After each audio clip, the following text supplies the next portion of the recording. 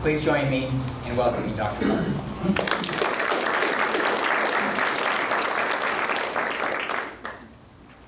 Thank you, Gary. Is that okay? We're not getting any feedback, at least no. Thank you for those kind words, Gary. I always appreciate the opportunity to have a microphone. I guess there are lots of people in the world who don't get that opportunity to speak to people and have their voice heard, so I'd like to express my thanks for this opportunity to speak to you. There will be somewhat of a tale of woe, but there's a lot of good news in there as well. So if this video works, I just wanted to start with this, and then I can go into the slide presentation.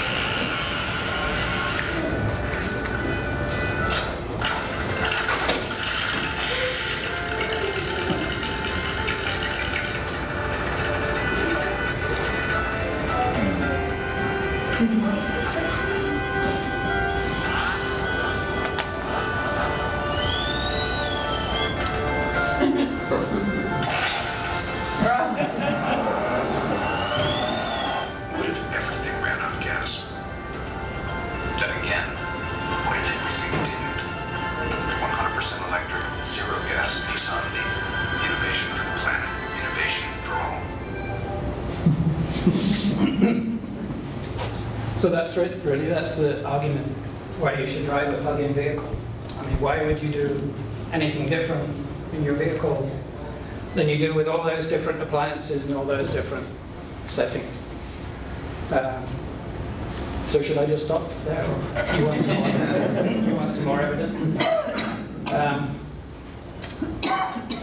I was going to start off by giving you a bit of history. So that does include the EV1. How many don't know about the EV1?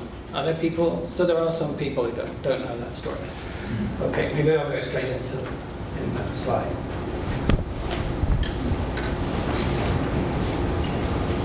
So I actually changed the title, if you notice. It's no longer a question. I'm going to make the assertion that there is. How many people don't have a plug on their car? Okay, so this is for you, all right? The others already know the story. This is to try and convert you. So this looks pretty familiar, right? I think this was done a few months ago. It's changed slightly. I don't pay much attention to these signs for obvious reasons, but I think it's somewhere close. Maybe it's $4 a gallon, $3.90, something like that. So nothing new there, right? Now everybody wants to know where this is. You see it's slightly changed. It says fuel at the top left, fuel. And you'll also notice that, I mean obviously you notice the price, but you'll notice the line at the bottom. I haven't come across the gas station yet that rewards you for all those years of visits with giving you free fuel after 5 or 10 or 15 or 30 years of visiting and buying their product. So this story is about where do you find this fueling station that leads to free fuel after maybe 6 or 8, 7 years, somewhere there. How many people have seen Who Killed the Electric Car? Okay, so for the ones who haven't, it's compulsory viewing. You have to see that movie. And maybe I'll put this next one as a question. Who do you think played the biggest role in you being able to drive a plug-in vehicle today? Do you think it was, how should I say, a well-known bodybuilder who went on to a significant political career locally? Do you think it was Alan Lloyd, PhD, chairman of the California Air Resources Board? Or do you think it was a Baywatch actress? Anybody care to vote for A or B? So the answer is C, and I'll come on to that in a moment. But one of the things I like to mention when I give presentations like this, you can talk till you're blue in the face to some people about global warming, climate change, economics, their children's future, doing the right thing, any number of reasons, getting to go solo in the carpool lane, whatever. Like I say, for some people you can argue all those things till you're blue in the face, but if you mention you're in a movie, they're all ears. Their eyes go wide, their ears, are out. I had an interesting conversation with a couple we were traveling together, and they were in renewable energy for decades, and we talked about all kinds of things, feed-in tariffs and all those boring things that solar nerdies talk about on flights. And, price of solar coming down, all the things they'd sold in their business over the years. And, it was a regular discussion. As soon as I mentioned, oh, I'm in Who Killed the Electric Car, they're like, whoa, really, you're in a movie? Oh, that's so great, And we just, up until that point, it had just been a normal, regular discussion. So there I am. I think I look pretty ticked there, right? How many people have had their car taken away?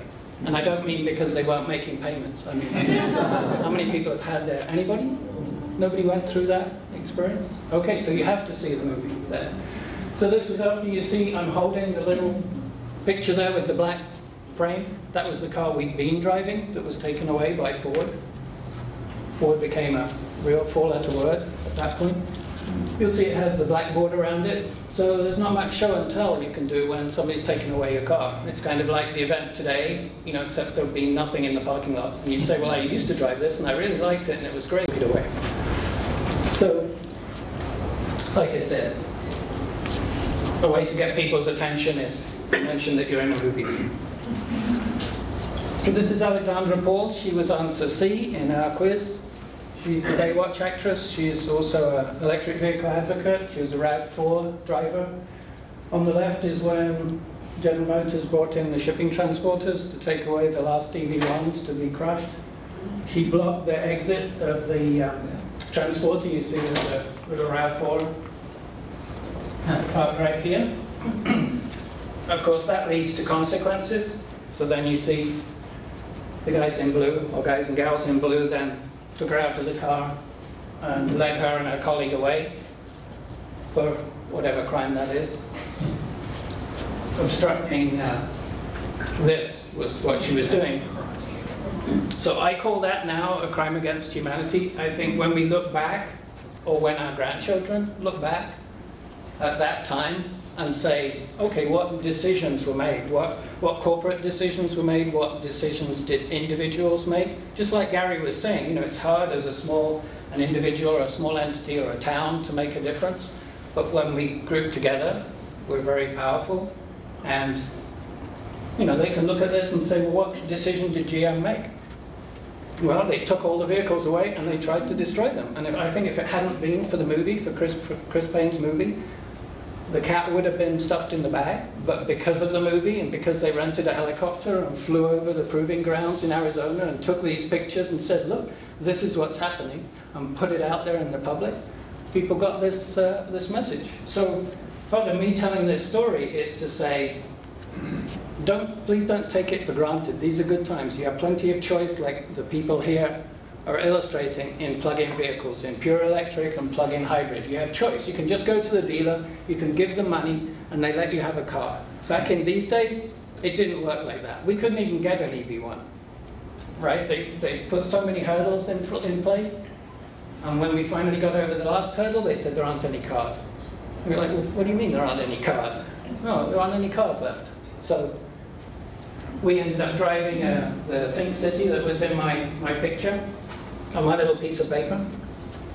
I'm also laying claim with, I should call Guinness Book of Records, because I think we have the longest rental car ever registered. We had one of those Think Cities for 18 months as a Hertz rental car, because that was the only way we could get the car. I mean, that's how awkward and difficult it was. And given we couldn't get the EV1, we had to rent the car. We also leased one for a year, so we had it for 2.5 years. We drove the Think City.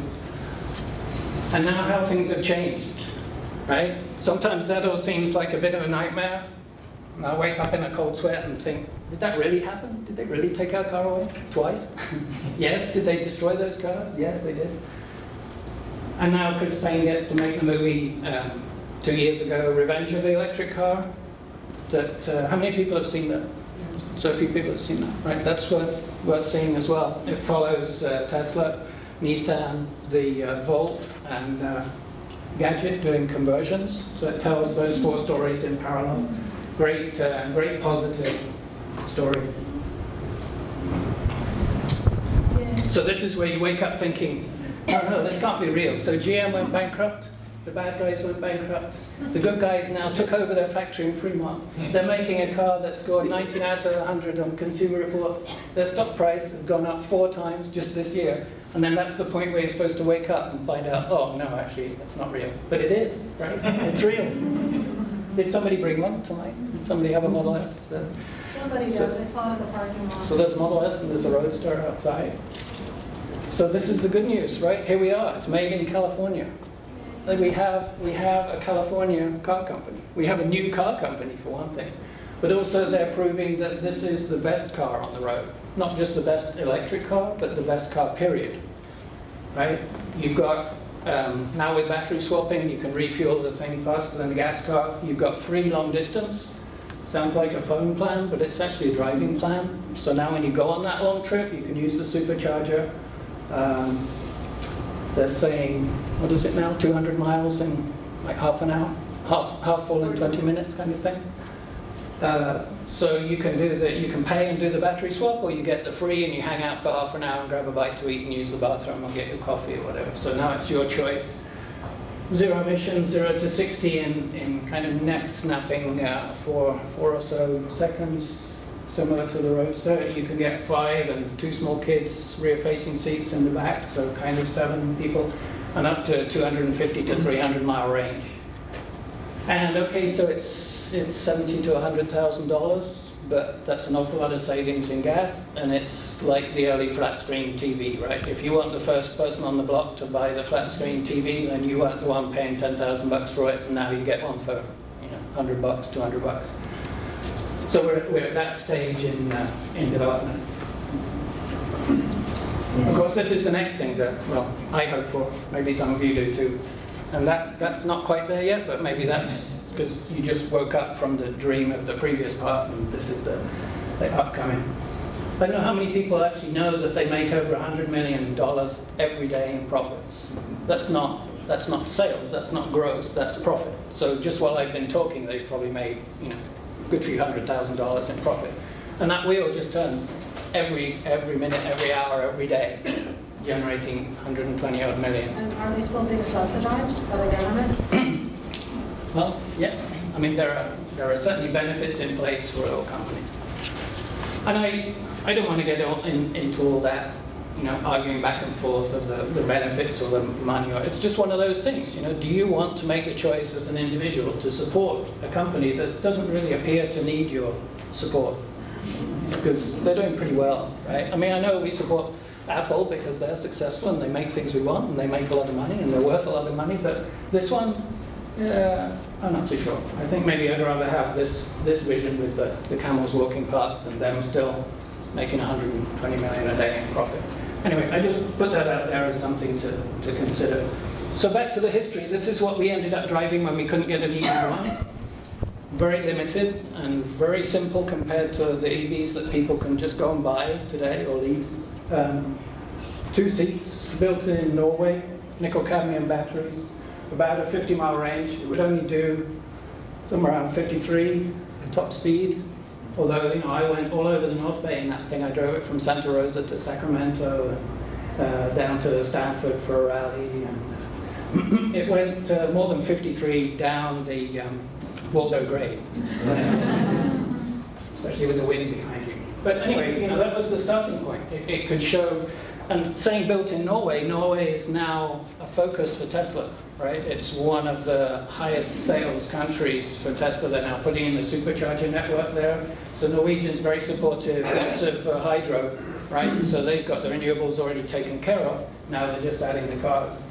When that car was taken away, we thought, okay, we're going to learn this lesson. No more leasing on the end of a string, so when the manufacturer decides the lease is up and they pull the string, your car goes away. We want to buy a car that's ours that nobody can take away. We found this in Connecticut. It's a Selectria Force based on a Geo Metro.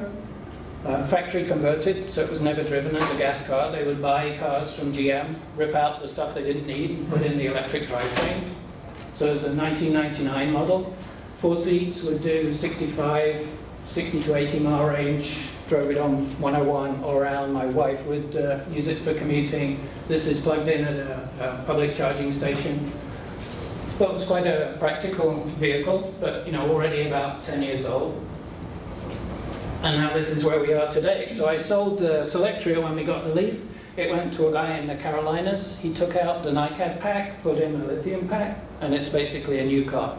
So he's got a new pack. The motor and the controller are like new. The car's a bit dinged because it's a 12 or so year old car, but still going strong. And he's very happy. He just did a range test and he got over 90 miles, I think, and was still going. So some leeway above 90 miles. So it shows, kind of recycling the car, right? Just because the battery's seen better days, replace the battery, recycle it, and your car's good to go with a new pack. Obviously this, most people are familiar with the Nissan Leaf. I think they just hit 75,000, does that sound right? Sales of the Leaf in total worldwide. They're building them in Tennessee now, so it's made in the US. I can't attest to the 90 miles an hour, but I don't have a picture of my ticket that I got, but I can attest that it goes up hills really well, especially when the policeman's facing down the hill with the radar gun. But he gave me a write-up for address correction and let me off for the speeding part of the ticket. So I came home with a big grin on my face and a speeding ticket, and my wife. But we just passed 20,000 miles. Everything, knock on wood, everything is good so far. I have had 5 people in it, so it really does seat 5. And then the other thing I wanted to do was to show in our purchases a good combination for a household. So when people complain about range anxiety and, oh, I would get an EV, but I wanted to show that if you put a combination of vehicles, because most households have at least 2, right, if not more vehicles. So one can certainly be an EV. So our other vehicle is now a plug-in Prius. That way we have the flexibility to go on long trips. Typically my wife and I are going together, so then we'll go in this. At the time I bought this, my job was a convenient 10-mile commute. So I would do my commute all week, all electric. Right? And then if we went somewhere at the weekend or I had to go to the test site, which is in Davis, I'd just take the Prius and off I would go. And my range, you'll see up there, consumption is at 81 miles to the gallon. So that's the most recent measurement I took. It's done 8,000 miles. And the average right now is 81 miles to the gallon. When I was doing that all-electric commute, it was going up 80, 90. I got it over 100 miles to the gallon. And now it's come down because it's basically just our long-range car and I'm working from home. So you'll also see on the gauge down here the EV driving ratio. It spends about 1/3 of its time pure EV and 2/3 is a hybrid. And yet it's a very small pack. I mean, a 10-mile all-electric range, even a Volt driver is kind of laughing at you with 10 miles all-electric range. But it shows what a difference your regular Prius, maybe you get 50 or so to the gallon. With this, with just a small pack that you can plug in, you're at 80 miles to the gallon. Okay. And I held off showing you that fuel station from the sign at the beginning. So this is it. This is our fuel station. We get to be Exxon on our route. Smell carcinogenic fumes. It just falls from the sky onto these guys, generates electricity. We spin our meter backwards during the day. And our there are actually 12 modules in the array, so it's cut off down the bottom here. But you see the 2 cars in the street, the Leaf and the Prius. So we have about a 3 kilowatt solar array. And there's our fuel bill. Except that it has a minus in front of the number. So this is because in the summer we're generating surplus. We're building up our credits. So right now we have $200 in credits for this year. And then we're going to eat into that going into the winter. So we'll be in deficit in some of the winter months. And we're going to eat up that amount. If we're still in deficit come Christmas time, then you're welcome to come on over and anybody who has a plug, suck up some of that surplus, right? I guess Sven didn't make it, right? He sent me, I'll show you the picture. Sven's the guy in Palo Alto who has the public charger on the curbside. Right. So not many people call you offering you free gas, but I've had the same call with the solar customer in surplus saying, come on over and run the extension cord and plug in your car. So the argument is you want to see more plug-in cars, right? Well, definitely, you might not believe it from reading stories in the media, but plug-in vehicles are certainly taking off. So this is US sales up until June. Definitely a dramatic curve. I don't think reading those newspaper stories or online stories or some of the TV coverage where they're putting that message out of sales have been disappointing, they haven't met their targets, so it's a struggle, nobody really wants them. Well, you tell me, what does that graph say to you? I think that's why I changed the title of the talk. Because based on that, I think there's a plug-in vehicle in your future. What are the total sales of cars in the U.S.? Oh, millions. But this is those early days of the flat screen TV, right? Well, I'm just showing you the trend. They sell like, what is it? Tens of millions? 15 million. 15 million? 15 million, yeah, that sounds right. It would be interesting to overlay this, Nick, with the number of models available in each of those years. Yes, Just so thank you for prompting that one. We didn't script that. So this is something that I keep, my personal record, to watch what's going on. If you go to insideevs.com, they do this, they issue a scorecard every month. And we just celebrated the first month of over 11,000 plug-in vehicles were sold in August. So we've come already from 2,000 or 3,000, kind of 4, up to 6, just within the last, 18 months or so, and hit 11,000. So yeah, they're small numbers, but if you look at the growth of pure hybrid sales, we're way ahead of that curve. And that was a pretty dramatic adoption. And now the Prius is the best-selling car in California. Right? Is this U.S. sales or This is worldwide? US. This is US sales. Yeah, it's US. So you'll see all the different, obviously the Volt, Leaf, Model S, and plug-in Prius are the top 4. That's a big chunk of the sales. Ford has been somewhat later to the game, so now they have their plug-in hybrids. Those are starting to register, and they also have the Focus EV. The dip in the Tesla numbers is because The twirling cars for Europe. Right. And Tesla numbers are a bit vague because they don't report actual monthly numbers. Yeah. Most of the others report actual monthly numbers. And I don't work for Nissan. I don't own Nissan stock. I'm just telling it how it is. The Bay Area is #1 for the Nissan Leaf. Number 2 is LA. Number 3 is Atlanta. Some interesting breakdown there, interesting dynamic. Anyway, we're the #1 for Leaf sales. And what's driving that rapid adoption, I would say now, is a bunch of these. When people say, oh, EVs are expensive or plug-in cars are expensive, I would respectfully disagree. I think it's a misperception, just like misperception about solar. Solar now in the Bay Area is cheaper than PG&E. I think we need to get that message out. I would say at $18,800 net cost for a Leaf, that's below the average selling price of a typical gas car, I think. Now, most people are paying 20K plus. So I don't see that as expensive.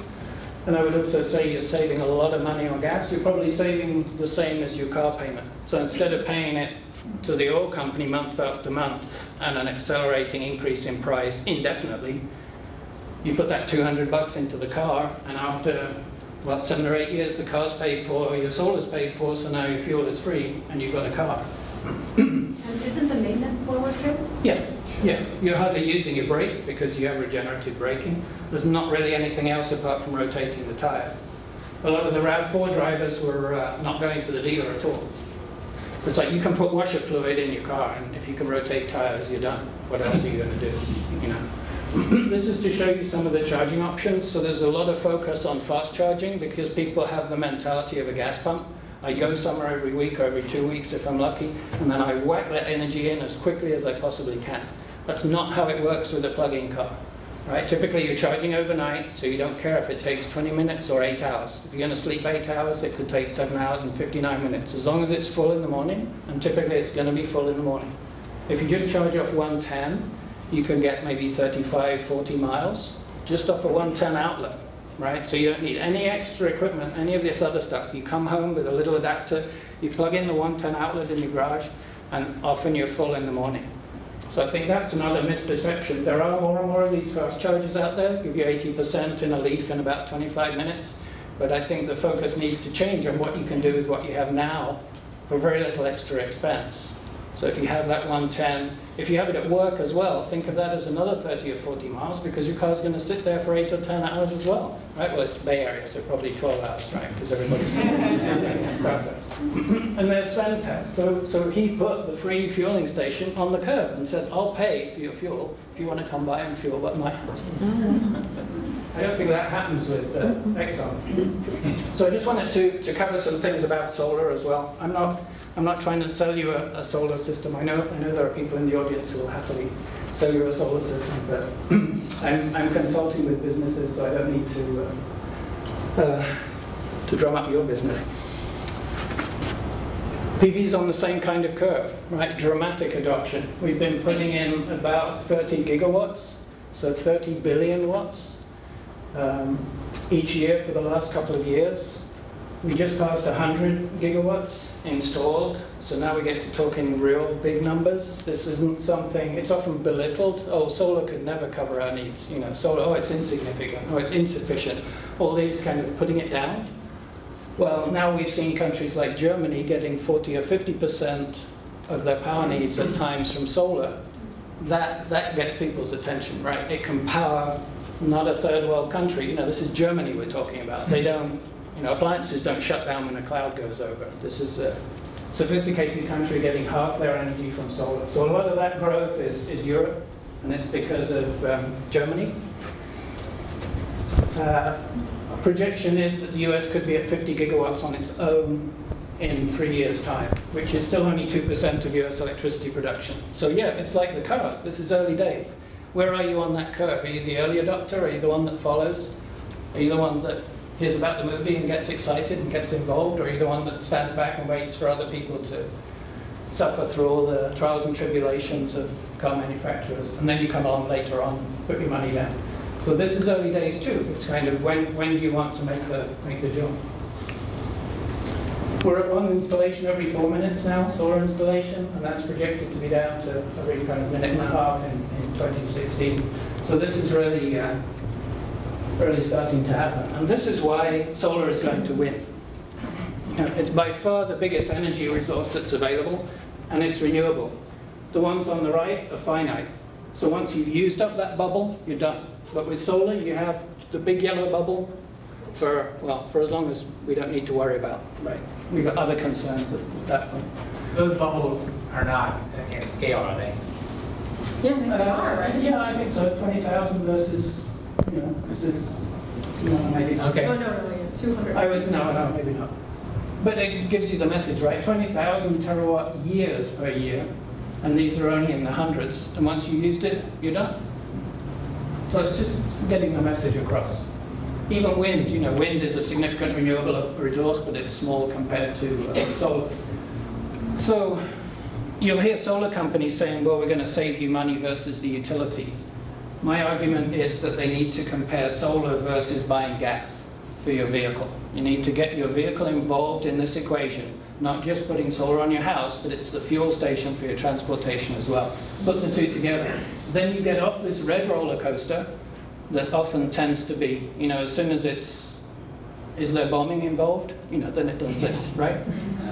As opposed to the blue one, which you have control of, and you can put that to zero, right? When your system's paid off in 6 or 8 years, it goes effectively to zero. So you can get off the roller coaster at all, even the smoother one. So everybody loves math, right? So here's some easy math. One solar panel around here, these are all guidelines, produces about a kilowatt hour of energy per day. So 365 kilowatt hours per year. What use is that? Well, your typical plug-in drives about 3 or 4 miles on that 1 kilowatt hour. So your one module is generating 3 or 4 miles for your vehicle each day. So each module is about 1,000 miles a year. So if you're thinking, how many miles do I need to cover with my solar system? There's an easy way of doing the math, right? 10 modules is going to get you 10,000 miles of driving. So it's not like you have to cover your roof, your neighbor's roof, the driveway, part of the street. You know, this is the system, and part of it would be allocated for your driving, and part of it for your house. Like I said, our 12 modules cover the house and the 2 cars. We have a pretty efficient household.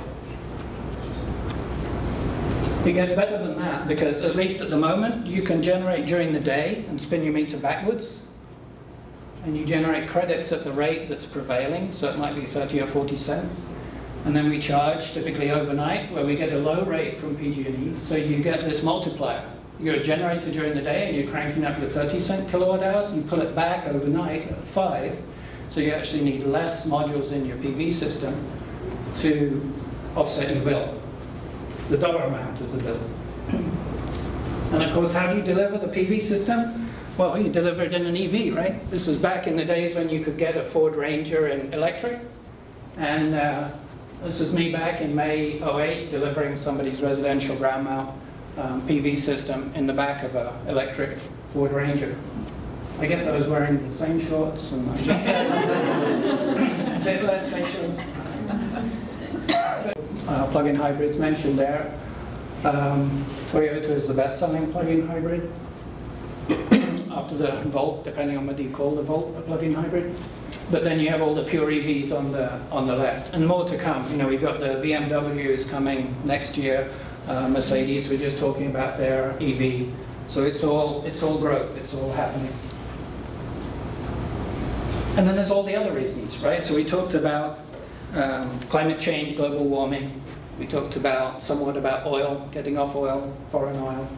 But then you've got a better driving experience. This is why the Tesla Model S was voted best car, because it's just better than, you know, why would you drive a noisy, smelly, rattly, not maintenance-free Audi thinking it's a status symbol when you could have the future in a Model S that's made just down the road, power it from your roof and have zero emissions and your, you know, excellent acceleration. I think one of the things, I guess, how many people haven't driven an EV? Okay, you need to get buddied up with somebody here and get that experience. That grin across your face when you get instant. You know how you use a power drill? You just squeeze the trigger, right, and it goes. Just vroom, and it's up to full speed. So that's the effect when you're touching the pedal. There's no kind of revving up. September 25th, sign up, Yeah, sign up. right. EV week, all up. And once you've had that instant response under your foot, it's kind of hard to give that up. You know, when you rev up, I don't know how Model S drivers cope when they have to go and rent a car and it's a gas car and it's just laboured and noisy and slow. You know, and then of course, our favourite, soloing the carpool lane. So when you're going on that, you know, when all those 4 lanes back up and you see that Leaf go by and the Volt and the plug-in Prius and the Model S, isn't it time, you know, to make that change? So in terms of, you know, helping with climate change, global warming, this is my model of the household where you've got a household with 2 regular gas cars. They're probably doing somewhere between 20 and 30 miles to the gallon. Switch one of them to a pure electric, and then the other one to a plug-in hybrid that hopefully will get at least 75 to the gallon. Boom, you just save 80% of your CO2 based on your fuel saving.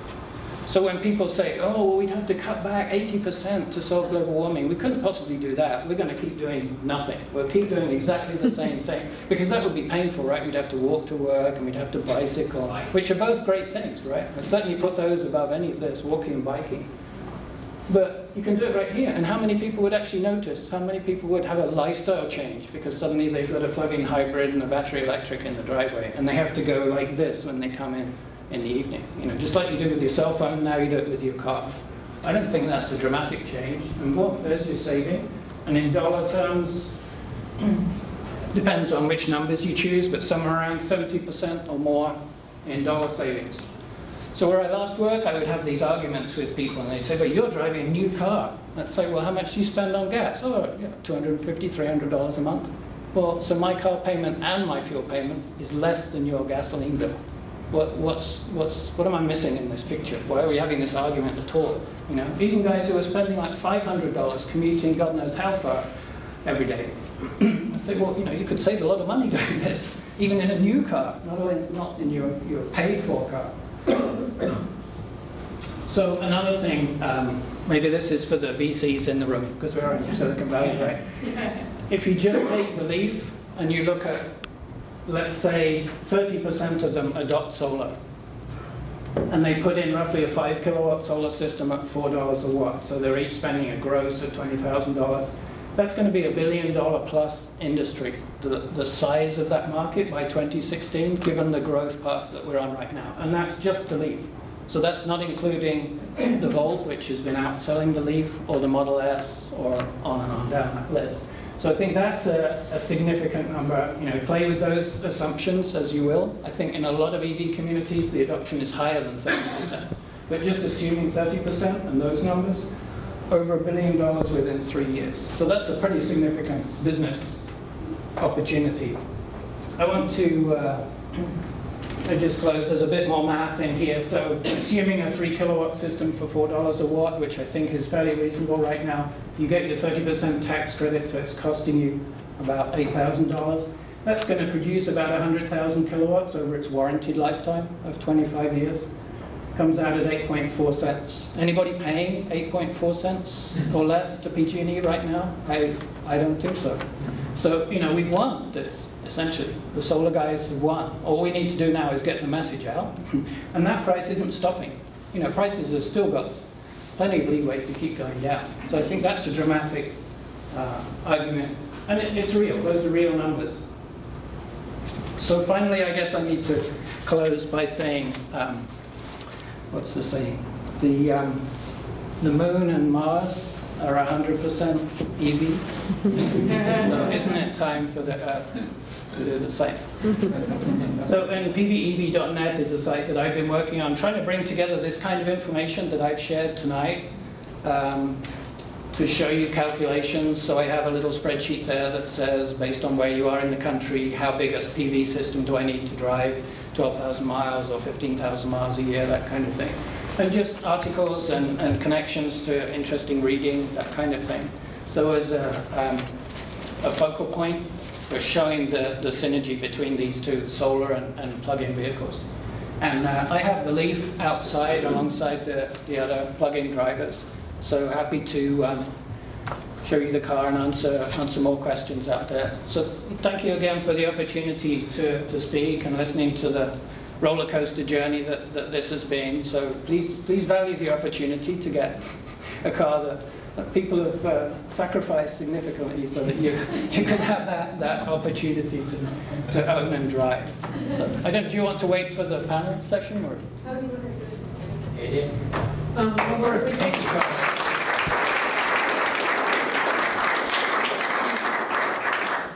So Nick is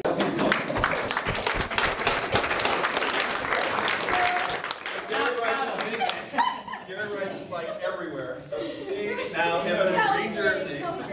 So right now he can ride around in his GreenTown Los Altos jersey. Thanks, Gary. There'll be not mistaking me. Thank you. Okay, I think there's, I'm sure there's the first one. Great cover. All right.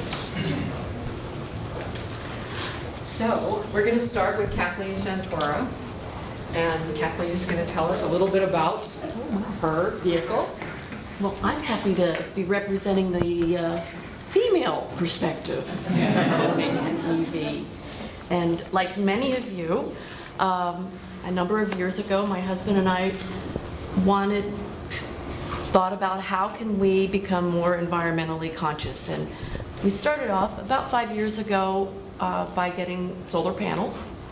And then we changed all of our bulbs and got LEDs and put things on timers, and we got a couple of hybrids. And all the while we were waiting for the electric car to come to the point where it had enough range for our purposes. And so a couple of months ago we purchased a RAV4 EV, and we are the very, very proud owners. And my grin could not be bigger because I don't have to get the oil changed, and many of the things were already mentioned, but I just feel good when I think about it. I don't go to the gas station, I drive past and I think, oh, don't have to worry about the price, it doesn't bother me. And something that wasn't mentioned, but maybe others of you might relate to this, there are no oil marks in the garage. And although in the beginning, the quietness was a little bit getting used to because no one heard you coming. It is a peaceful ride. You feel so much more peaceful, and there are no fumes. So many things about it just feels really good. I'm not a technologist, so I've got a little cheat sheet here that kind of gives a little bit more about some of the statistics that the RAV4 involves the RAV4. So it can go up to 104 miles per hour. That's the top speed, and 0 to 60 in 7 seconds. That pedal to the metal, boy, it really accelerates very quickly. We never pushed it to the length of its range, you know, but we've been over certainly over 100 with many miles left on it. And every night we just plug it in. We've got our solar panels, so we were already set up for that. And in the morning it's charged right back up again. But I think that a full charge would take about 4 hours. We haven't done that, but that's what it says. Apparently everything inside is recyclable.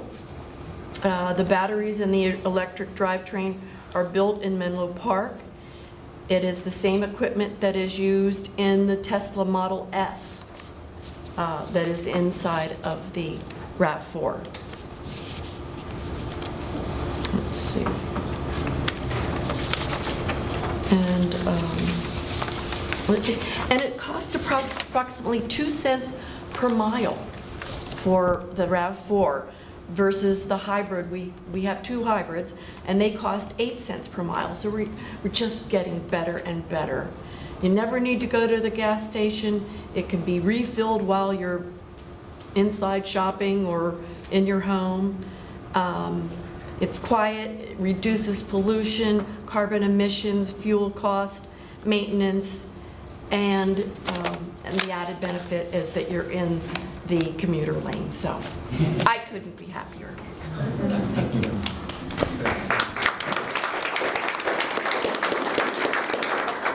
Next. So next up is John McBurney. And John, I said that you have a Tesla Model S, is that correct? Yeah, that's right. Okay, and a Nissan Leaf. But there's John in the parking lot of Bevmo with his Tesla Model S. Well, we started by getting a photovoltaic, so solar electric, on our roof about 5 years ago. We thought that would make the most difference of anything we could do. And that, I think, still holds true, is that PG&E has to generate 3 times at the source what we use here because of loss in transmission. So that was our start. And then when the Leaf came out, we signed up and got that shortly after it was in production. And that's the most fun and light, spirited little car ever. Plenty of room, and it's for 99% of our driving. That goes as far as we need to go. And so, but I'm a car guy. I always loved cars. And so once I went for a weekend down in Monterey with some friends in their Tesla, it was like the 6th one off the assembly line, so it was pretty new. And what that really convinced me of the effectiveness of 4 adults, all our stuff for a weekend, 2 big dogs, and room for 1 more person. And it's still screaming fast and down and back on 1 charge. So I said, that's a pretty good car. And then I did a test drive not long after. That's when I signed up to buy one. So my wife and daughter had to say, you need this car. So the one thing I want to highlight is that separate from what EVs do versus gas cars, about 30% of the cost of any new car is the energy it takes to produce it, from extracting the minerals to transporting them, refining them, manufacturing, shipping.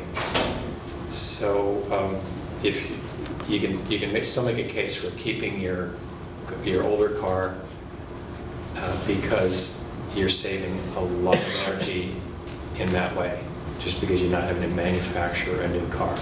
So that's not to put a tarnish on the EV shine, but pay attention to that too. That said, the Tesla is the funnest car, the best car I've ever owned. And after owning it for a short time, I realized I don't covet any other car.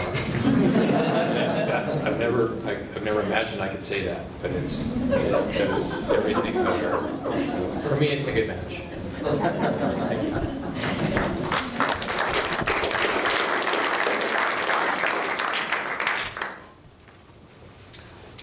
Hello, I am Indradeep Ghosh, and that's my car. It's the Ford Focus Electric. And if you look at the registration plates, it's quite obvious. so I actually also want to kind of make this a little bit of a propaganda, like Nico was here told, and that's one of my propaganda instruments, my registration plate. And there is a small sticker also at the bumper of the car, and it's not very visible, but it says running on sunshine. So I also have solar panels on my roof, and that powers my car. So this car actually is pretty similar to the Nissan Leaf. It has a 80-mile range, and I don't even use a special charger. I use just 110 volts to charge this car. So if you exhaust the whole 80 miles, it will take 20 hours to charge. But in a normal day, I probably drive only 20 to 30 miles. So charges back fine in 4 to 5 hours, so it's fine for me. And the reason that I bought this car over the Leaf, it's a bit peculiar reason, because I mean, many people love their Leafs, and I don't want to say anything bad about the Leaf, but I didn't like the styling of the Leaf. And actually that was 2 years back, at which point the Leaf and this one was almost the same in price. Right now the Leaf is much cheaper. And were I to buy the car today, I'll probably buy the Leaf.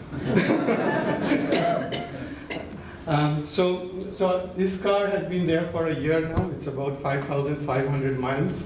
And the dealer, I went all the way to Sacramento to actually buy this car, because it's not, Ford doesn't market this car. It's not very well available, but it's the third most popular EV after the Leaf and the Tesla in US.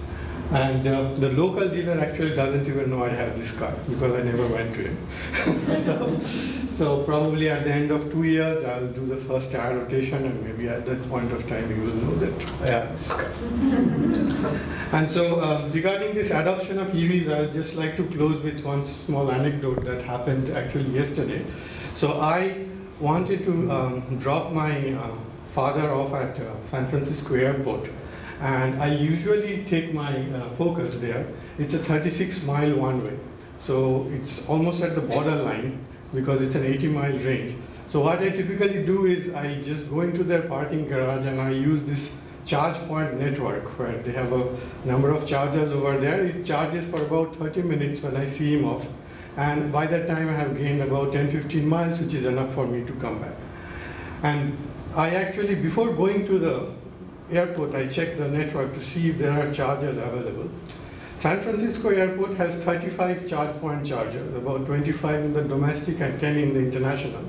And yesterday, none of them were available. So that's how well it's catching on right now. And so as Nick said, it is in your future. Thank you.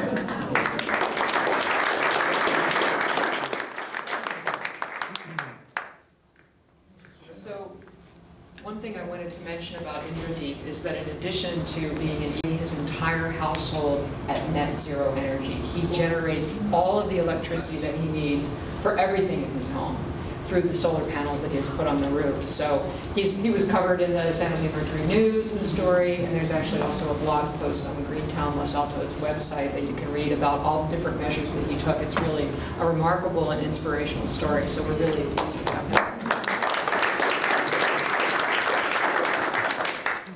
Thank you. I was wondering what you might think of the styling of these two cars. On the back of the one on the left is a Mitsubishi i-MiEV, and the orange one is one of my Sparrows. The bumper sticker on the back of the i-MiEV reads, "When I hatch, I want to be a Tesla." And I also have 6.6 kilowatts of solar at home, so my driving is essentially free, quote unquote.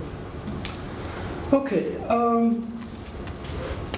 we've had, what I'm going to talk about is the Mitsubishi, the i-MiEV. We've had it for a year and a half, got 19,000 miles on it, and we love it dearly. What I was prepared to talk about here was what the distinguishing characteristic of the i-MiEV is, and we started making a list of things. The list got so long, I said, I'm never going to remember that, so I better write them down. I have nothing to do with Mitsubishi. They certainly don't market the car at all. Most people don't know it exists. It's probably the most underrated electric car out here, even though it was the second one on the market, if you will, after the Leaf. Of course, excluding the Roadster, the Tesla Roadster. Anyway, my list of things, and I'll try to make it short. Why did we buy the Mitsubishi specifically? Now, electric cars have been a hobby for me for, what, 20 years. I own a whole bunch of, a bunch of EV conversions. I own 3 little Sparrows. So why did I choose the Mitsubishi over what was available a year and a half ago was the Leaf? So here's why. Certainly zero emissions, that's a given. It's a regular car, even though it looks a little bit like a golf cart, and it gets accused of that. It's a regular car. It easily goes over 80 miles an hour. Okay, it's got all the modern bells and whistles. It's got, heating, air conditioning, of course, heated seat, active stability control, ABS, and a half dozen airbags and all that good stuff. So it's quite a safe vehicle. All right, now it's small on the outside. Perspective doesn't quite look right in that photograph. Anyway, it's small on the outside. It's very large on the interior, and I like to brag that with the back seats down, I have more room than any other electric car with the exception of the Tesla, and I'm awfully close to the Tesla in terms of interior volume. And yet it's very small on the outside. It's got terrific headroom. The seat height's adjustable, okay? It's very easy to get in and out of. It's got a superbly tight turning radius like a London taxi, and that's simply wonderful in some of the parking lots, like down here at Trader Joe's down on Homestead. I once waited 5 minutes for a lady with a Tesla too. Okay, anyway, all right, let's see. At the time we bought it, the i-MiEV was the most efficient production car ever sold in the American market. All right, and even if I paid for my electricity, the cost is negligible. It has a number of driving settings, including Eco and a B for braking, if you will, for strong downhill braking. And I was especially attracted, I think the primary reason I chose it is that it's got 3 different levels of regeneration that I can select. So in effect, when I'm slowing down, the only time I use the brakes is when the car's down about 7-8 miles an hour and I'm coming to a stop. Otherwise, I don't touch the brake. I expect them to last forever. I live up in the hills, and I appreciate the car's handling. The batteries are located amidships and down underneath the seats, so the center of gravity is extremely low. Okay, it has a very predictable range-remaining numeric display on it. It's a little more accurate than the Leafs. The Leafs been making successive improvements, but this is one that I can really rely on. Basically, it gives you a number. It says, here's how far you could go based on how you drove for the last 15 miles. That's kind of important. The battery size is smaller than a Leaf, But the size, we've been bandying this metric of range here quite a bit. Let me say that from my perspective, the battery size easily gives me daily trips of 150 to 200 miles. That's a realistic number. I've done it quite a number of times. I mean, all you need to do is to, like tomorrow, go up to the America's Cup, come back. That's what, 45 miles, charge it at Crissy Field, come back. Now you've got 90 miles. Take somebody to the airport and back, that's 20 miles there, 20 miles back. Charge it up, go down to Capitola, visit friends for dinner, plug into their dryer outlet. That's 45, it's 40 miles from here to Capitola, come back. How many is that? That's over 150 miles right there. So that's a simple, that's an everyday thing, so that range, once you have an electric vehicle, it's a complete non-issue. You don't, it's not even a talking point. It's just, you don't care. Why? Because every morning the car is fully charged up and ready to go. And I use, for 90% of my charging, I use a plain old 120 volt wall plug. And it's only during the day, if I'm making successive trips, that I'll plug into my level 2 charger, which is 240 volts. And that's it. I've exceeded my limit. Thank you.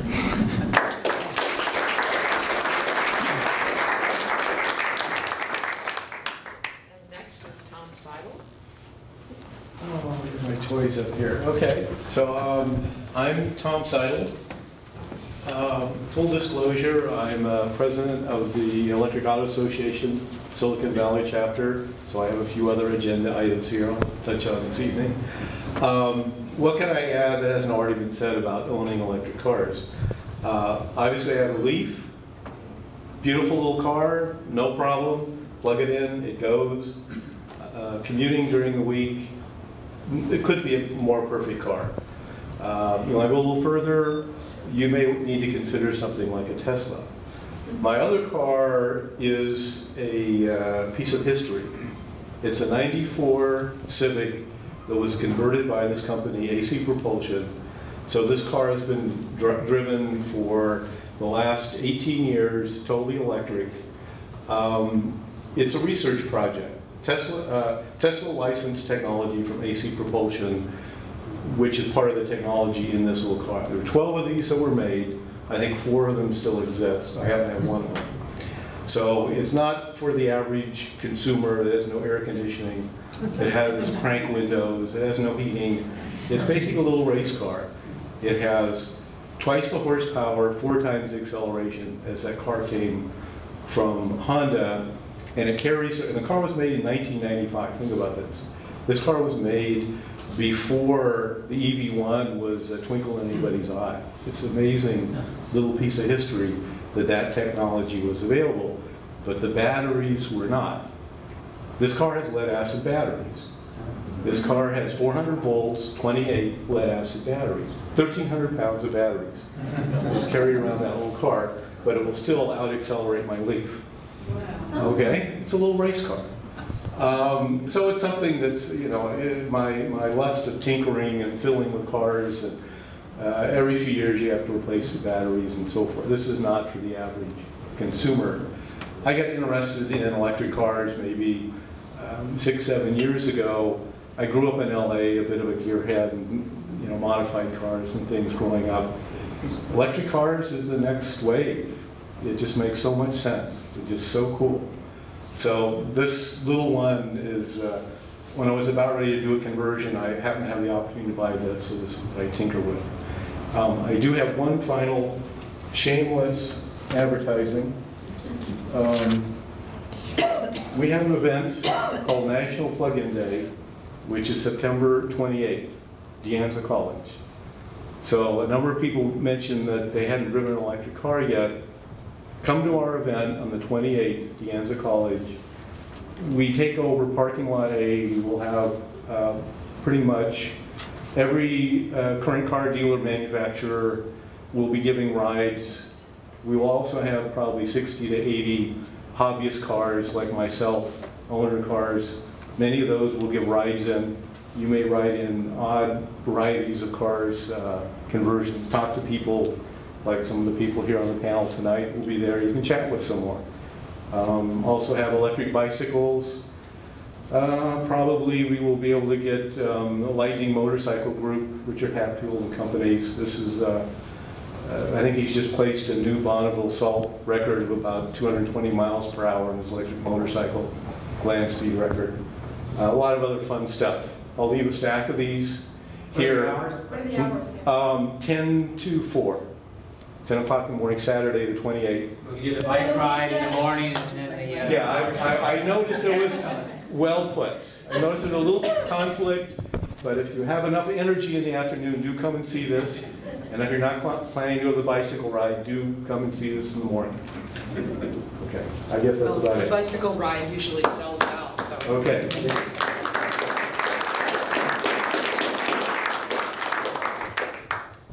I get more time? I was just going to mention one last thing. Have people heard of Richard Heinberg? No? So he's written a number of books about peak oil. One of the most recent ones was Peak Everything. And I was one of the editorial board for his latest book, which is Snake Oil. So for those of you who think fracking and the latest drilling in the US is going to solve some of the problems that we've talked about, you just need to read Richard's book. They've done extensive research and number crunching on the real results of what's going on. And this is aside from potentially poisoning drinking water. You know, this is just purely how much are we going to get and how much is it going to cost and how long is it going to last. And well, I just recommend that as reading if you want to entertain the dark side, because I don't think it's any kind of solution at all. This is just so much better to me. And you can do it yourself at home without what he's been saying, sitting on your roof. So I just wanted to add that one last. And please see both of those movies, Who Killed the Electric Car and Revenge of the Electric Car. Look for that first one. Oh yeah, you have to look very closely. So before we open up to general questions, I have one question that I would like each of the panelists to answer, and that is, and you can pass the mic down, what year did you buy your latest electric car, and what did it cost you net of any tax incentives or credits? So I think you saw both of ours, and they both ended up in somewhere in the mid-20s after incentives for both those cars, the Leaf and the plug-in Prius. Rough numbers, mid-20K. And when did you buy it? So 2011 the Leaf and 12 the Prius. I think. Yeah. Bought our iNEV in January, February of last year. Paid 31,000, 30,000, something like that. Subtract $7,500 federal, and subtract a $2,000 check that the state of California sends you, so that's $9,500 off the price. We bought our RAV4 in May of this year, and I believe $33,000 is the end price. Did you get any credits for that, Kathleen? Oh, we did. Yeah, that's after credit. So that was after That's after credits. credit. It's about 45,000 something Before credit. Yeah. So, sorry about that. I have a 2011 Leaf I bought in August of that year. Back then, the Leaf was a little more pricey, as Nurdeep already mentioned. I think it was about $28,000 or so was kind of the sticker price, then a couple of options, like the fast charge port, was about 32, 33,000 out the door, and then 10 grand of discounts, so about 33 for discounts at the time. Leafs are a little bit cheaper today. Actually, the Focus was 36,500, and then you have the taxes and everything. So out the door it was, I think, about 40,000, and then got back 10,000, so 30,000 net out of pocket. And I also have a Volt which my wife drives, and that was, I think, out the door 43,000 and 9,000 rebates, so about 34. And we got them both last year. So the Volt was in March of last year, and the Focus was September last year. And our Leaf was from 2010. I think net is about 25,000. After the rebates, which you realize with the next tax return year. And the Tesla, honestly, I'm not sure what the tax credits will be, but priceless. It'll be 90-some thousand after credits, I'm guessing. This is pricey, but I think that mic makes sounds when it gets over 90,000. Tesla gets the battery, right? The battery changes it? Pardon me? The battery changes it on the yes, Tesla? yeah, that's the main variable, is the battery pack. These cars, the cost of the cars are more than 50% for the battery.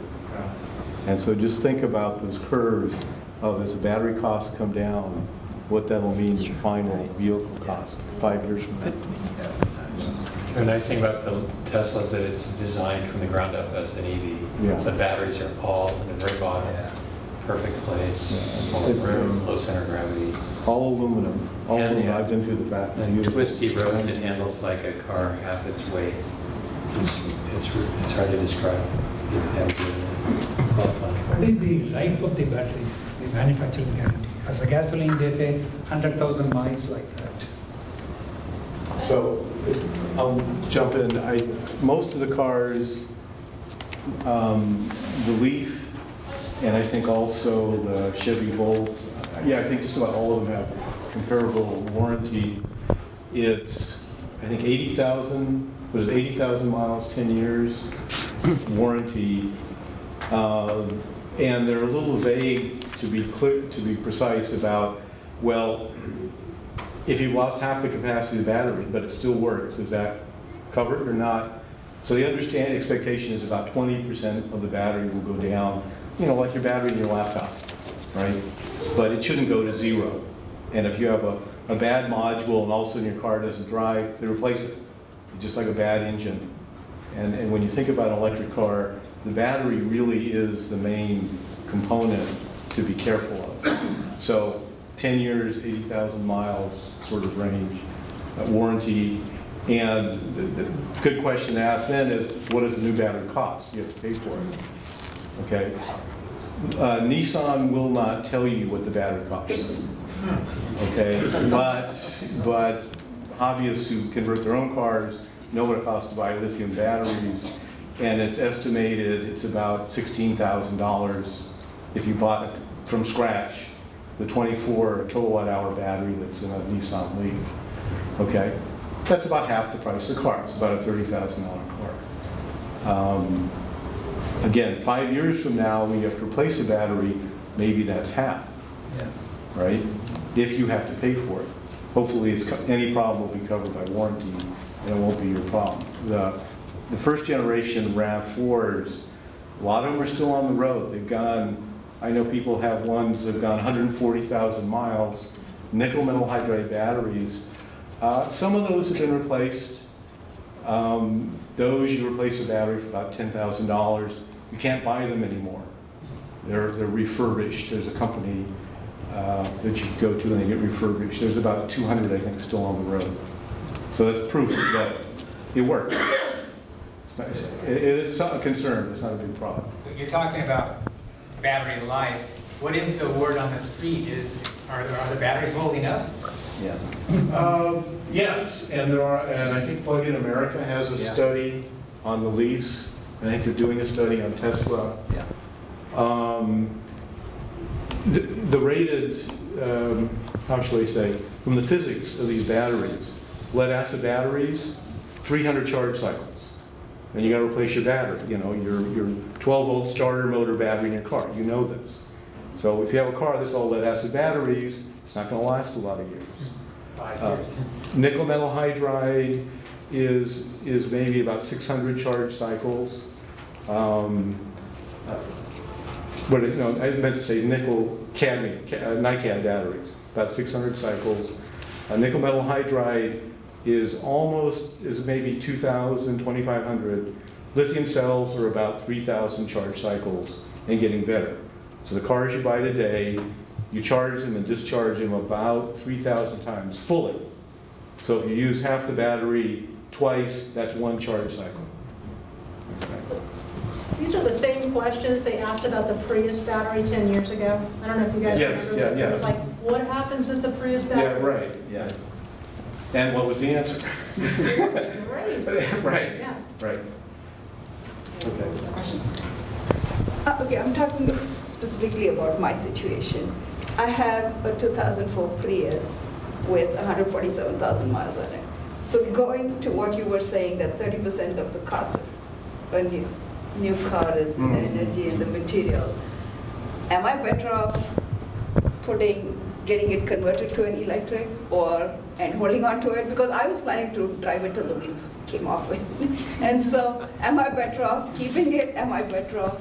And then the other part of it is we have a 3.5 kV system and we generate far more than we use. So you're doing the best thing for the environment by keeping that car. So that was you're my like question. the epitome of energy conservation by driving that car for hundreds of thousands of miles. And so keep that and not have it be not your primary car.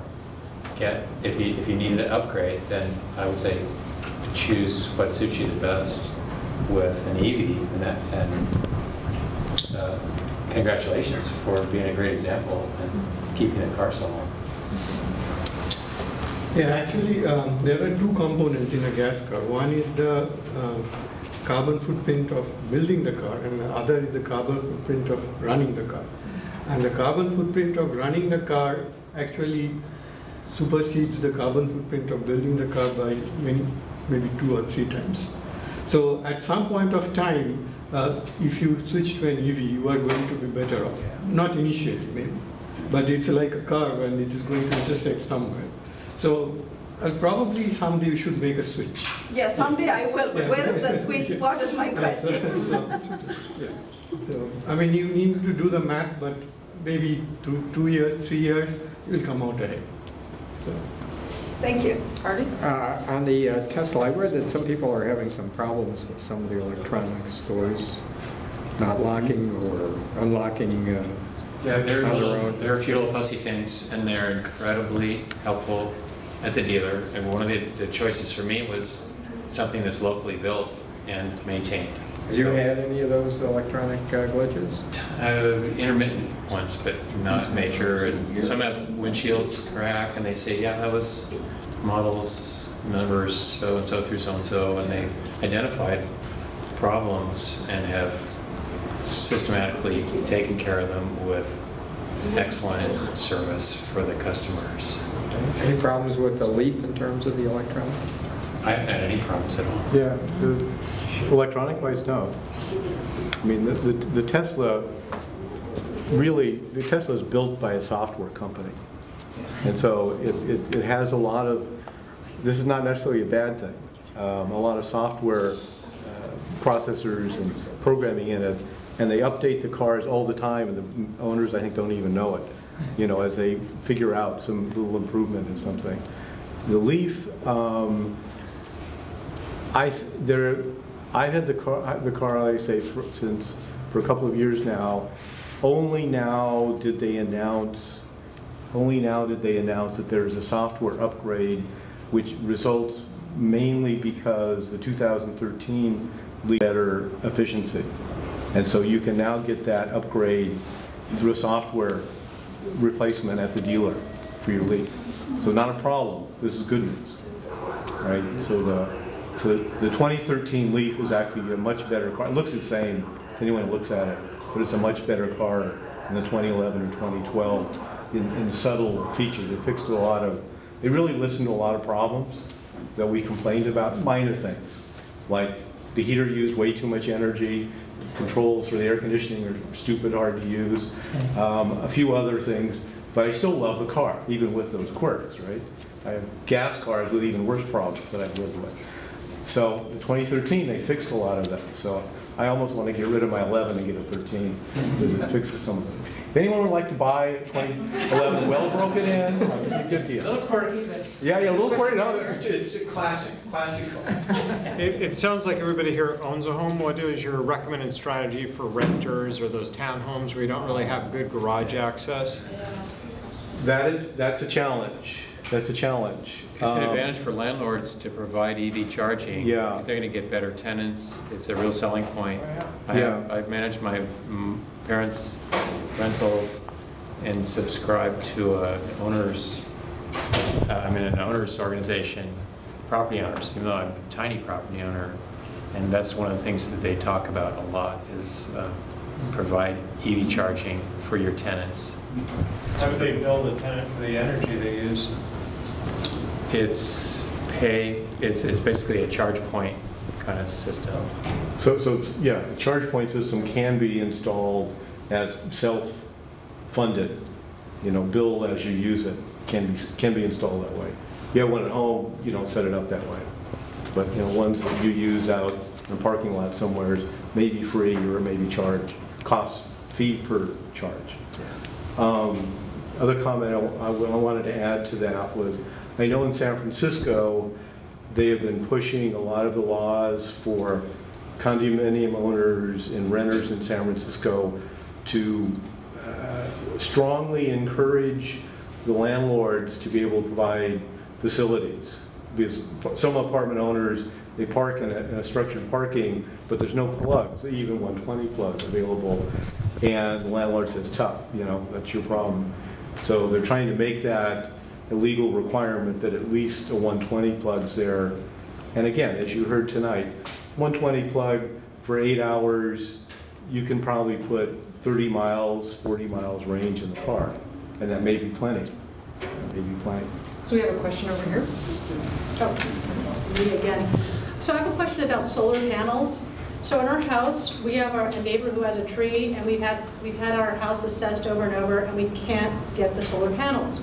So I've always thought, well, how come we don't put solar panels out in the desert, and we can't rent those panels over there? You know what I mean? Or maybe she has extra panels, and I can suck the energy off of that or something. But how can we do this? Yes. So this is called a community solar project. So actually there is a law that's getting passed in California that every city can actually offer up their public places like rooftops of public schools or parking garages to community solar, and then you can actually invest over there in a number of panels, and you will get paid by the electric company to actually generate that power, which will offset your own power, which you cannot put on your roof, basically. So that is one of the majors in the climate action plan. So actually Palo Alto is actively discussing this, and I think Cupertino also, there has been some talk about this. This is one thing that should be done actually. Many people, even if you don't even have the shade, their roofs are not facing, which is very poor for solar, so they just cannot put on panels. So this is the way that they do it. Thank you. Question over here. Yeah, just to follow on that question, I'm kind of concerned about it. If you don't have solar panels, how does the carbon footprint calculation work? Because half, at least in the US, half the I know that is production burn coal, and then you have okay, so I know those things are not necessarily environmental. Yes. There is a paper that came out, I think, a few months back, which actually converted it to MPG. So if your leaf is powered by a coal-fired plant, the carbon footprint is 37 mpg. Okay? If it's powered by a natural gas-fired plant, then the carbon footprint is 59 mpg. And if it is powered by the California current electricity mix, it is 79 mpg, which is better than any hybrid that's out there. That's good. That's a good way to. Wow, thank you. There's a question back there. Yes. Has there been any study on safety of these vehicles?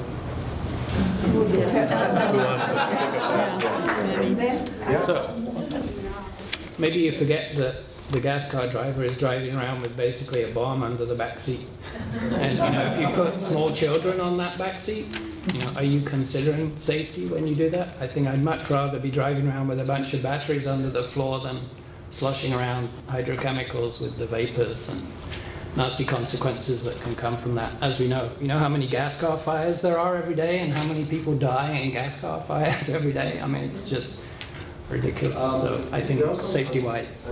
Consumer reports that do crash tests on vehicles, and I drive a Volvo, and I can't imagine myself in one of these cars driving at 80 miles an hour. Yeah, did you see the Model S crash test results? It's basically the safest car out there, and it broke the machine when they did the rollover test. So, you know, what more do you want? I can't. The RAV4 EV is the highest rated 4 out of 5-star crash test by the U.S. government. Oh, that's good. So there has been a crash test. Oh, they're all crash tested. Yeah. You can't sell a car. You can't sell a car in the U.S. without crash testing. I think the both are very, very hard in crash test. The both. Yeah. I think all of them have outstanding ratings, and Tesla is becoming more and more aware, the public aware, really how outstanding that design is for crash safety.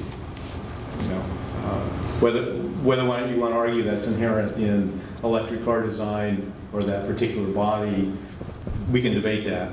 But they're certainly equal, even at the smallest cars, to comparable conventional automobile safety. But these data are available, right, publicly. These data are available. Yes. Yeah, but you have to look for it. Right. See, this is the whole. I think consumer reports these things.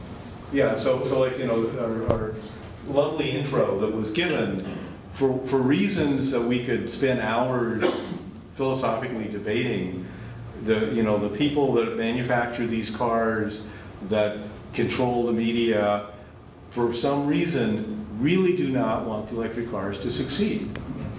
You know, it's like there's this ominous force out there. So when you read some statement, there's probably an element of truth in it. Do the research.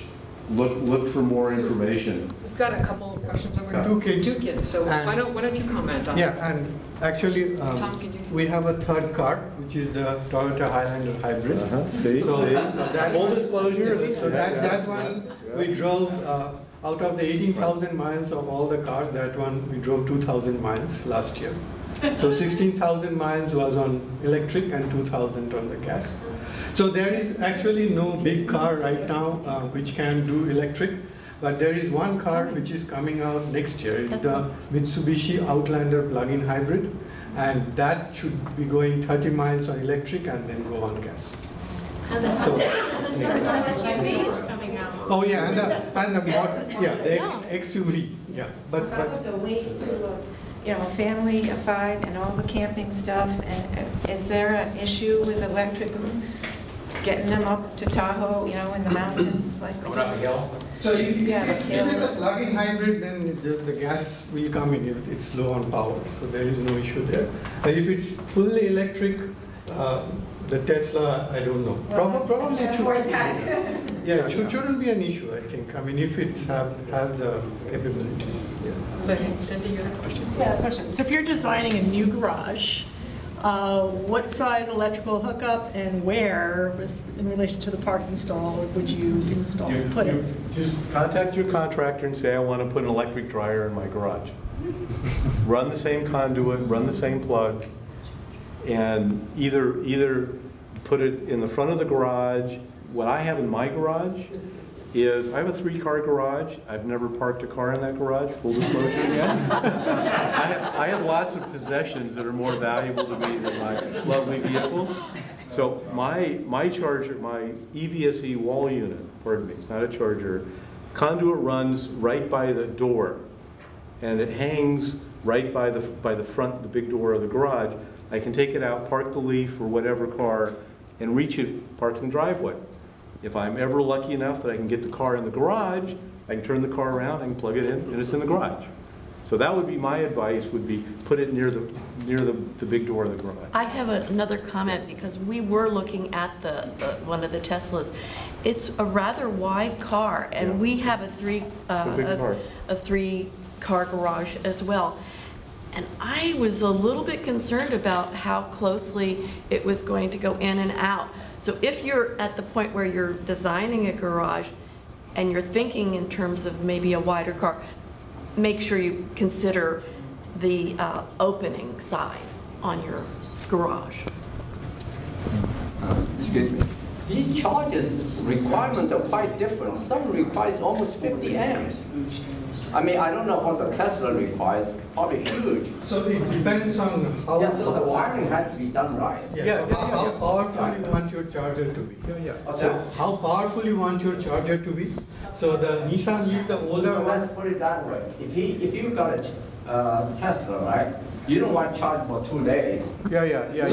You want to charge reasonable time. So it depends on whether you are driving 200 miles every day or not. You may have a 200-mile range, but you drive only 30 miles a day. So what I'm saying, if you build a new house, you might as well put in the proper wiring.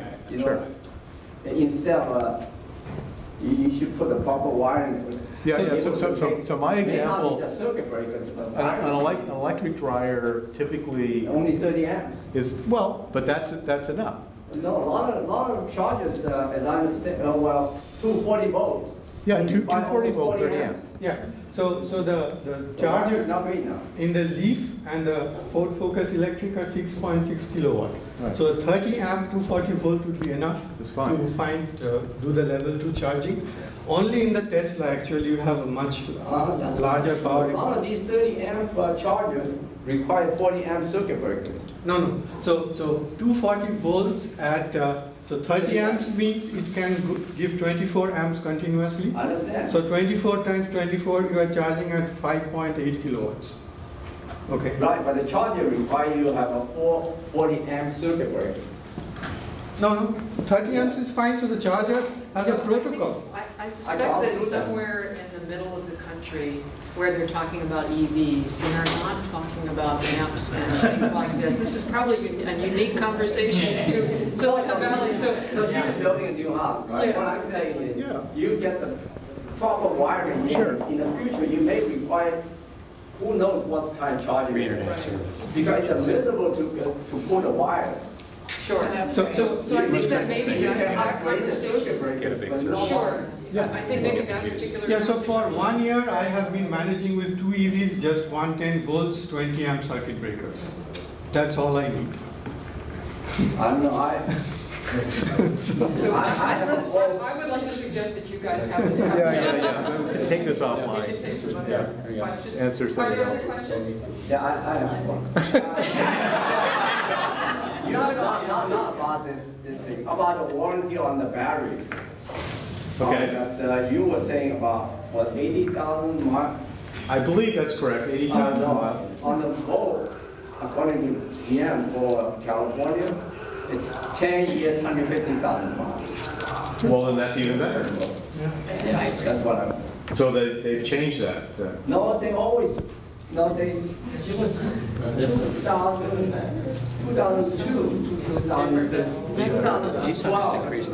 Yeah, well, Nissan's now been more precise. They've always said there's a warranty, but thank you. Warranty for what? What percentage of my battery do I lose? Well, they wave their hands about 20%. They now say, yeah, it's basically, they'll insure 30% loss, 70% retaining by the end. That's more precision. Should be higher than that. So let me ask a question of the panelists, and could you pass the mic down to Joe? So I heard a lot that seems a little bit, it's so sunny. I mean, it's like your bumper sticker in your Jeep, running on sunshine. What, if anything, do you regret? I mean, I want to hear the other side of it. Is there anything you regret about the decision that you made, Joe, to get the EV that you chose? Well, you should maybe ask my wife, because she basically drives the Mitsubishi i-Me. The answer is absolutely no regrets. The electric cars are basically our primary means of transportation. The only time I pull out my first generation Honda Insight hybrid is if we drive to Los Angeles or up to Oregon or something like that for long distances. Otherwise, these cars are the primary vehicles. And the only negative I can say about my car is that the blasted headrests obstruct too much of the rear vision from the inside of the car. And I take those off, and the back seats are down virtually all the time anyway. Kathleen? No regrets, but the one issue that occurs almost every morning is we fight as to who's going to take the car. Whoever gets it first gets the car. So family discord there. Right, I mean, the situation with the EVs, I mean, my regret is that they didn't have the Leaf soon enough, waiting for it. You know, it's not a perfect car, but the things that matter, it's outstanding. You know, it's the ultimate little commuter car. You know, range is what I'd like more of, sure, but it's good enough. And you can have it today, that's the whole point. Yeah, when we bought the cars, I think the only issue was the range anxiety. So my wife didn't have anything to do with that. So she just put her foot down that I'm not going to go with range anxiety. So she got the Volt, I got the EV. She drives, I think maximum she had driven last year in a single day was 75 miles. So it would have been okay, but she just didn't want to go. So let me ask you this, on the Volt, how much of the driving on that is gasoline powered? Yeah, so right now at 10%. 10% of the house. So 2 gallons a month.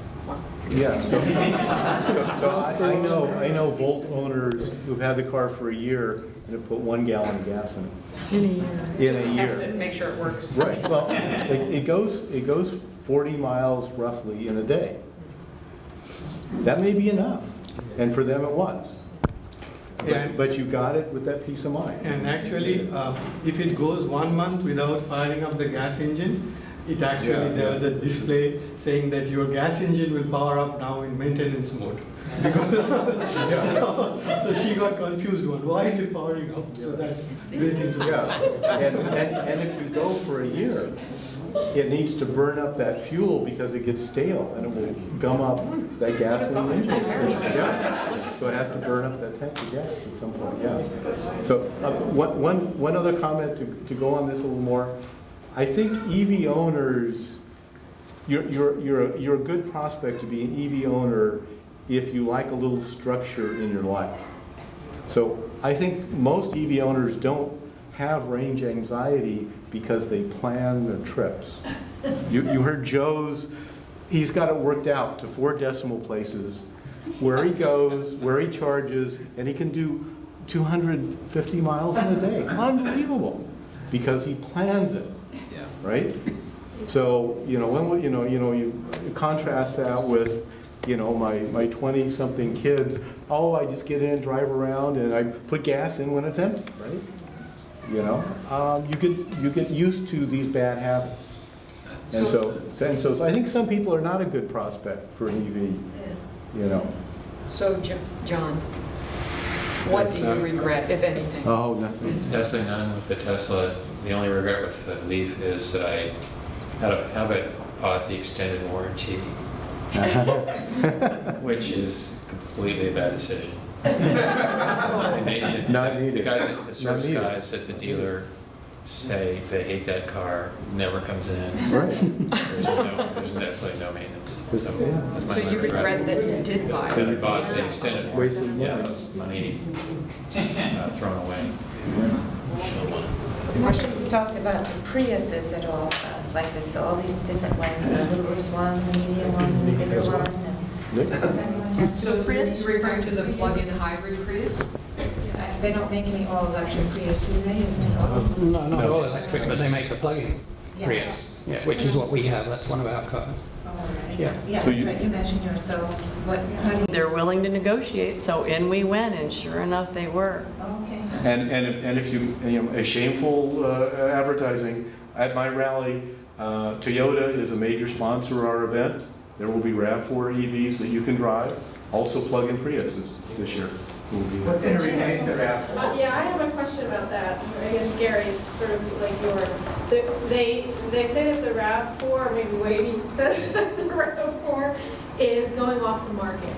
And so is there any issue, is that true to your knowledge, and is there any issue with... I'll repeat the statement about the media not liking electric cars. Well, all I know is earlier this month, I was dealing with the PR firm that does marketing for Toyota, and they wanted to be at our rally to promote that car. And they gave me a fair amount of money to offset my costs of renting a parking lot. So that's what I know. It is a true statement. They're not moving as many cars as they wanted to, as they expected. So does that mean, and also understand, that is kind of a special car.